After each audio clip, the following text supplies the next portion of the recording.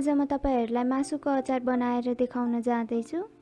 त्यसको लागि हामीलाई चाहिन्छ मसलाहरुमा जीरा ठुलो चम्चाको 1 चम्चा, तोरीको गेडा, मेथी, सौंफ अनि मुग्रेलो।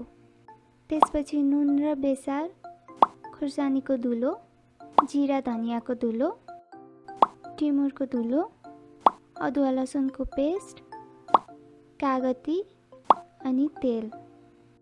त्यसपछि चाहिन्छ हामीलाई मासु। मैले चाहिँ आज बफ मिट युज गर्दैछु। तपाईहरुलाई चिकन, मटनहरुको बनाउन मन छ भने पोर्कहरुको त्यस्तो अरु मासु युज गर्दा पनि हुन्छ। पहिला सुरुमा मासुलाई सानो पिसमा काट्ने, त्यसपछि यसमा नुन, बेसार, अदुवा लसुनको पेस्ट अनि कागती हालेर राम्ररी मोल्ने।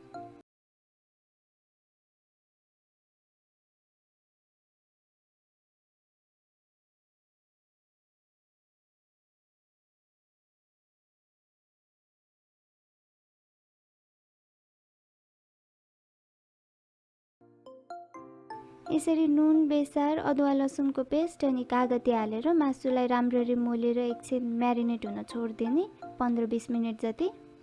यो म्यारिनेट हुँदै गर्छ। अब हामीले एउटा प्यानमा चाहिँ अघिको ड्राई मसलाहरुलाई रोस्ट गरेर पाउडर बनाउन सक्छौं। त्यति बेलासम्म जीरा, तोरी, मेथी अनि सौंफ चाहिँ सबै ठुलो चम्चाको 1 चम्चा 1-1 चम्चा हालेको छु मैले। अनि यो मुग्रेलो चाहिँ हाफ चम्चा मात्र छ। मुग्रेलोको अलि बढी टेस्ट आउँछ, त्यसैले त्यसलाई अलि थोरै हाल्न पर्छ। यसरी अब यो मसलाहरुलाई चाहिँ ड्राई रोस्ट गर्ने चलाउँदै मसलाहरुलाई धेरै बेर फ्राई गर्नै पर्दैन। 2-3 मिनेट जति फ्राई गरिसकेपछि यो अलिअलि पड्किन थाल्छ अनि यसबाट यो मसलाहरुको स्मेल पनि आउन थाल्छ। त्यसपछि चाहिँ यसलाई हिटबाट झिक्ने अनि अलिकति चिसो बनाएर यसरी पाउडर बनाउने। अब म्यारिनेट भइसकेको मासुलाई फ्राई गर्नको लागि थोरै तेल हाल्ने 2 चम्चा जति एउटा प्यान। यो तेल राम्ररी तातिसकेपछि अब यसमा अघि म्यारिनेट गरेको मासुलाई हाल्ने।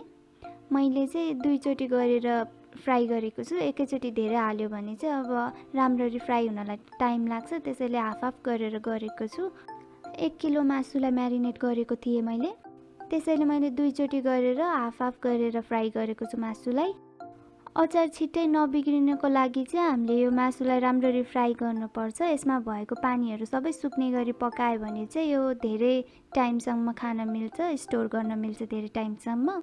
त्यसैले मासुलाई राम्ररी फ्राई गर्न पर्छ अनि फ्राई गर्नलाई चाहिँ अलिकति धेरै टाइम लाग्छ। मलाई 20 मिनेट जति लागेको थियो मिडियम हिटमा राम्ररी फ्राई हुनको लागि। यसरी टाइममा चलाउँदै बाहिर क्रिस्पी नभएसम्म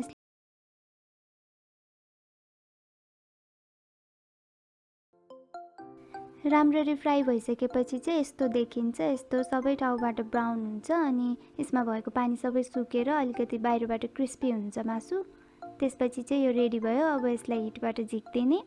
अब अचार बनाउनको लागि चाहिँ अर्को एउटा भाँडोमा तेल तताउने। अचारमा चाहिँ तेल अलिकति धेरै हाल्न पर्छ। मैले 1 कप युज गरेको छु 1 केजी मिटको लागि।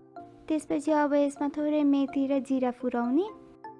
अचारमा तेल धेरै हाल्यो भने चाहिँ धेरै टाइमसम्म अचार बिग्रिदैन, त्यसैले अलिकति धेरै हाल्न पर्छ। यसरी तेलमा जीरा र मेथीलाई फुराएर अलिकति ब्राउन भइसकेपछि अब हामीले अघि ड्राई रोस्ट गरेर पिसेको मसला सबै हाल्ने।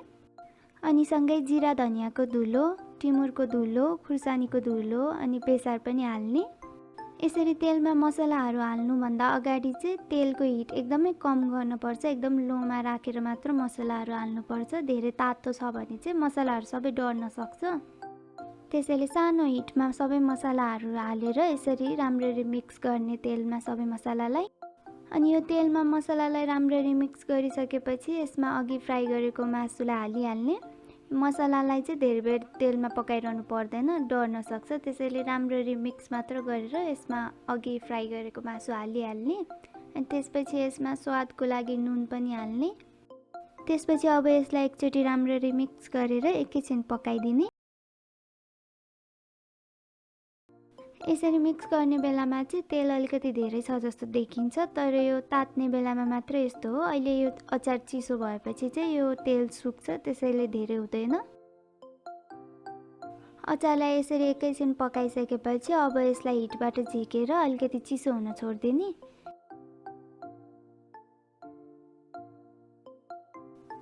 यसरी चिसो भइसकेपछि यस्तो देखिन्छ अचार। तेल पनि अघि जस्तो धेरै देखिँदैन, यस्तो सबै सुक्छ अनि यस्तो देखिन्छ अचार। यो अचारलाई चाहिँ अब हामीले धेरै टाइमसम्म खान सक्छौँ, धेरै टाइमसम्म स्टोर गरेर राख्न सक्छौँ। त्यसैले यसलाई चाहिँ एउटा सुक्खा भाँडोमा राख्नुपर्छ। अचार स्टोर गर्ने भाँडोमा चाहिँ थोरै पानी पर्यो भने चाहिँ अचार बिग्रिन्छ, त्यसैले एकदमै सुक्खा हुनुपर्छ। अनि अचारलाई खाने बेलामा झिक्ने बेलामा पनि चम्चाहरू एकदमै सुक्खा चम्चाले झिक्नुपर्छ। पानी भएको चम्चाले झिक्यो भने चाहिँ अचारमा पानी परेपछि अचार बिग्रिन थाल्छ।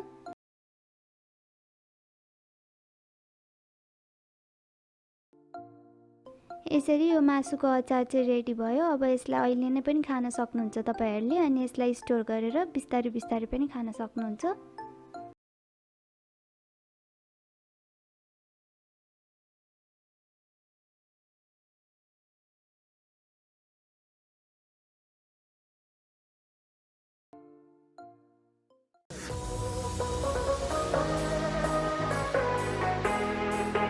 तपाईलाई आजको मेरो यो भिडियो कस्तो लाग्यो? राम्रो लाग्यो भने मेरो यो भिडियोलाई लाइक गरिदिनु होला अनि मेरो च्यानललाई सब्स्क्राइब पनि गरिदिनु होला। सँगैको बेल नोटिफिकेसन बटन पनि क्लिक गरिदिनु होला। अनि जसले मेरो च्यानललाई सब्स्क्राइब गरिदिइसक्नु भएको छ तपाईहरूलाई धेरै धेरै धन्यवाद।